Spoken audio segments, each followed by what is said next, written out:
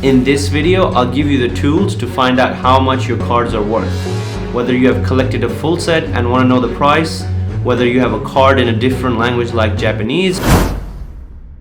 Alright guys, heads up, I've moved into the webcam. I've experimented the audio quality. To me, it sounds alright, but if it's too bad, let me know and I'll start readjusting things.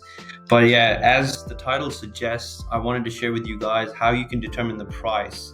The most important thing is to find the average price or get a rough idea is the websites and the recent sold listings. First one is eBay. Alright, so you enter whatever card you're thinking of. And let's say the first card is you're selling a Dragonite. Well, I'm just using that example because I have that here right now with me. But a Dark Dragonite first edition. So Dark Dragonite first edition non-holo. Alright, so this is what people are selling it for. But that can be inflated, that can be higher. So what you want to do is you want to go down to the sold listings and find out what it's selling for. All right, so you go here and boom. So these are the general prices it's selling for, but there's a lot of factors that determine the price of a card. But the first thing you want to always do is just look at the general price it's going for. And I'll show you why some are so high, some are so low. That could confuse a lot of people. So as you can see here, Dark Dragonite non-edition first holo 15 February was not even 75. It was a best offer accepted, so something lower. And this is in Australian dollars, by the way. So you go here, another one for $75. This looks like it's roughly around 70 as well. That's definitely, I didn't type that, but it's still showing up. 2,000. Oh, it's a misprint error. Okay, so see, there we go. That's another reason why this was so expensive. This would confuse a lot of people. Also, there's like shill bids going on as well. But yeah, so if you move along, you'll get the idea. So I can see from roughly, it's like close to like $50 to $100, roughly. And this was on December 30th. So I guess the value was a bit higher during the hype time when Logan Paul did the box break, a little bit after that. And, Pokemon was booming. It still is. So you get the gist of this. The other place is TCG Player for a non-holo. On TCG Player, a rare is about $14.70. So it's like fluctuating. I believe this is US dollars, but it is, so roughly around 14, so $10 to $64. These are the conditions they're in, and these are the prices. So you'll get a rough idea of what your card might be worth depending on what card you're looking for. Oh no, never mind. It's in Australia. So this is Australian, so clearly it's a bit lower here, but the conditions vary accordingly. So $45, it's higher than others because it is in better condition. So it really depends on what your goals are. But you can see here, as on eBay, when you saw there was about some for $75 as well. So it depends on the condition, but you're getting a rough idea of where you can find now. And raw cards are priced differently to PSA. It's because you're getting like a quality authenticator stamp on basically the PSA cards, and you're getting your value worth the money, knowing that it's a legitimate card and it's quality, it's like a trophy, as you can say. And that's the difference for receiving a quality card rather than a raw card where there's no guarantee. It's like just a human judgment. There's no professional authenticator on it. So you can't charge the same price as a PSA. But a general rule of thumb is it's a PSA 6 to 7 price is what a raw card would be. But don't take it to extreme. This is how you would judge it. So how can you know what your card would be worth? Moving on, I'll show you the steps or the strategies you can follow and find out your card's worth. So you can list it then, or do if it's for your collection, or if you want to sell it, you can get an idea on that. All right, there we go. So these are like the 4 steps I would say that determines the value of a card. Look, I've got my notes right next to me. So if I look there, that means I'm trying to basically put my thoughts together. Yep, so rarity, what is the pull rate like? Is it first edition or just unlimited? How scarce is the card? And how difficult it is to find it in the market? These all matter for the price. So an example could be a Charizard, for example. The first editions, you can't really find them anymore for a very decent price. Even the raw card goes for a really high price. And that's like one of the best examples. It's one of the earliest ones ever made, first editions. And it's a Charizard. So Charizard is one of the most popular Pokemon. that also adds it. That's going to be in another section, but yeah, so rarity wise, it's hard to find. It's a popular Pokemon, and it's in demand. It's scarce. It's really hard to find, especially a really good copy. The pull rate as well. If you have a base set first edition, which aren't there many in the which aren't in the world. Oh shit, my English. If you find a base set first edition, which there aren't many left anyways, but if you do, it's not easy to pull it. Like they say it's guaranteed, but you're still not able to get it too. And people are holding it. I don't think people will open it up right now, so it's even harder. All right, so condition, that's where you see on eBay, near mint, mint.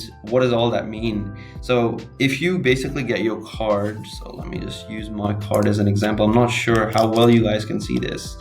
Take it out of its sleeve. So for example, if you look at this card, that's a Dark Dragonite first edition non-holo.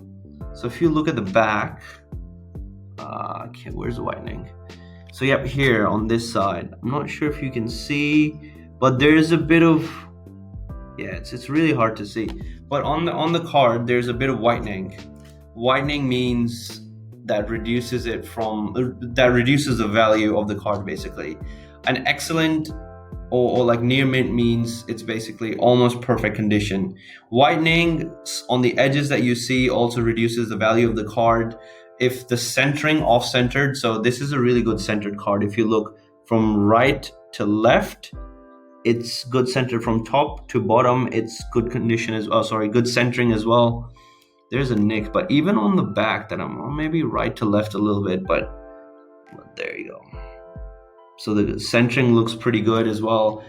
Any scratches either? If you have a holo, that's a bit different. But if there's any, what you do is you reflect it in light and you just see if there's any scratches. That all determines the condition of the card that can determine the value. A lot of collectors look for great condition cards so they can grade it themselves, or they want to flip it, like get it quickly graded and sell it for some money, for some authentication on the card so other collectors can buy it. These all add to condition. I'm just looking in there. Yep, I've covered it. Artwork. So I think this is a bit overlooked, but artwork is how beautiful it would look on your display. Do you like the card, or are you just buying it because it's popular or for the money? You know, if you look at a card and the price goes down, are you going to sell it? Are you going to be upset? If the answer is no, that means you really like the card. You really like the artwork. I love this. I love the artwork for this. It's beautiful. It's different, and obviously it's one of my favorite Pokemons. It's a first edition stamp that makes it rare. I love that. It's hard to find in great condition. Yes, I'd say it's hard to find. How does the card look? You know, if you like it, there's a high chance other people will like it anyways. Get like an example of the tag team cards. There's some that look really good, but they're not picking up in price yet. But when it starts to go over the years, it is going to get some attention. Tag team cards are different. As an example, like or character cards from Sun and Moon, they're starting to pick up the price very recently. But there's a lot of like tag team cards that are amazing. For example, let's go here. I think I forgot the name, but Piplup and I think Blastoise. That was one. Was it this one? Yep, all right, here we go. So Piplup and Blastoise, it's $15. And look at how beautiful that card is, man. That's such an amazing card. I'm just trying to find out if there's any other. Yeah, so I particularly like this one. The artwork is so beautiful. It's $10 to $15. That's a bargain. I feel like it's gonna go higher later on.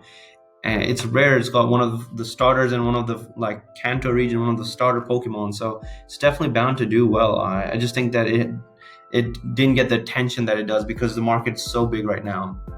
All right, so this is a big one. I think the timing of when the card is released is very important as well, and it's overlooked a lot. All right, so for example, look at the timing right now. Right now, there's Pokemon's demand is at its highest. The 25th anniversary is coming up this year. The supply is very low. It's been printing in waves. The new set Shining Fates, which is coming out, there's not much supply out there. The demand is crazy. People want it. What the Pokemon card from that set, the Hype Chase card is Charizard, right? Now, knowing how much supply there is and the demand, the card's price already, even if it's not in the best condition, is going to be really, really high.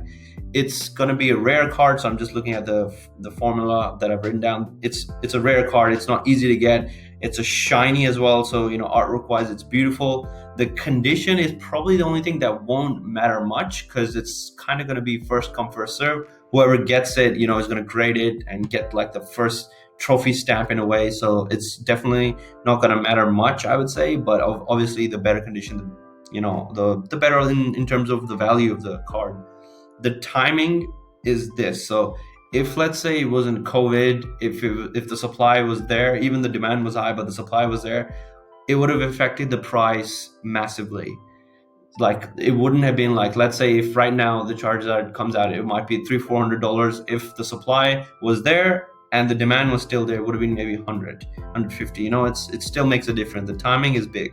And the popularity of the card also matters. So if it's a Charizard or Pikachu, which have been there from the start, it is going to matter anyways. Whereas, let's say the same example I just gave you, the Charizard VMAX, instead of that, if it was like one of the new starters from Sword and Shield, and it was a shiny as well.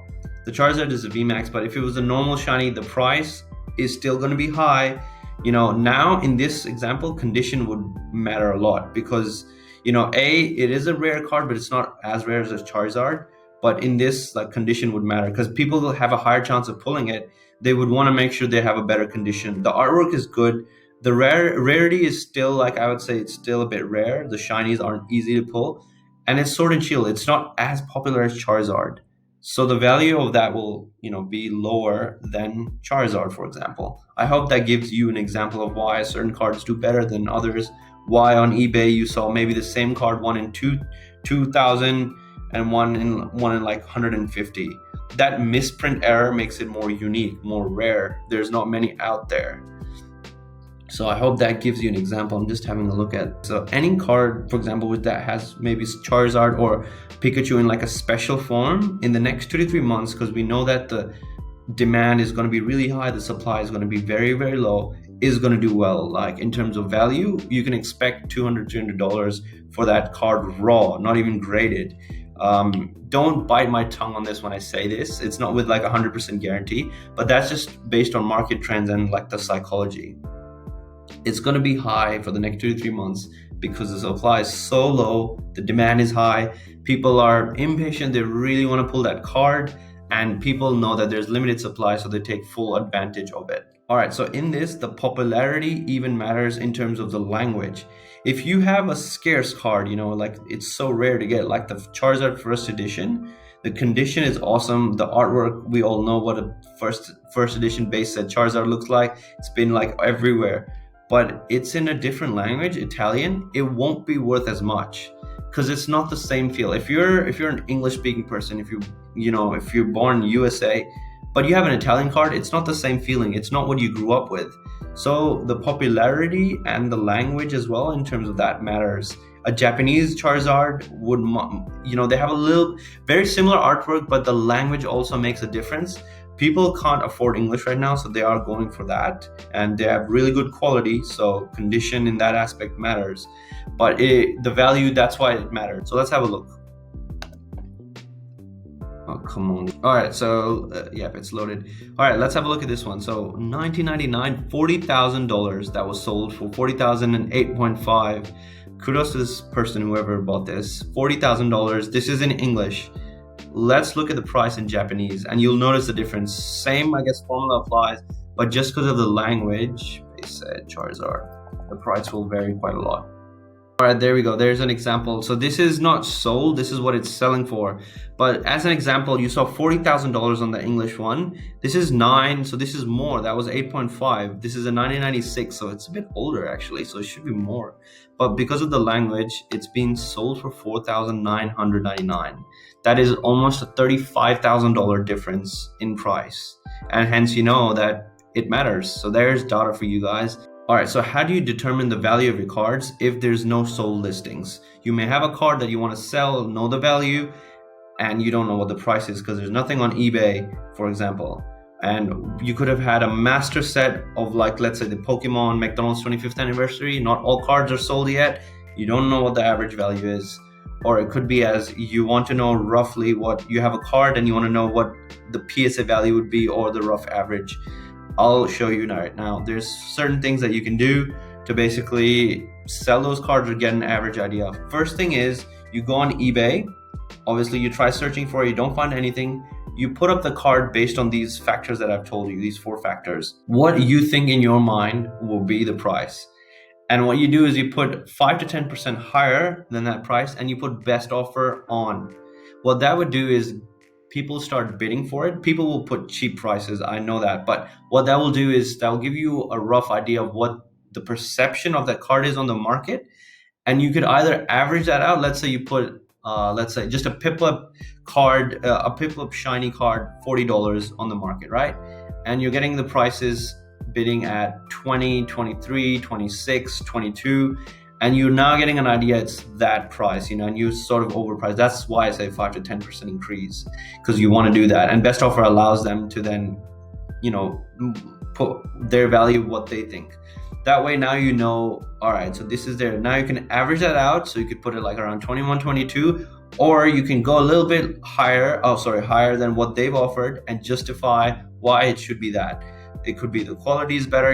There's not much out there. You could go onto PokemonPrice.com and you can show them that there's only PSA 10 or PSA 9 in these amount in the market. There's not much. So if you get this, it could be that. Obviously, it's on his risk, but as long as they acknowledge that. There's this way that you can do, or the other way is if you go to any Facebook groups, you post the card, the back and front, and then you basically ask them, hey guys, how much do you think, or any offers?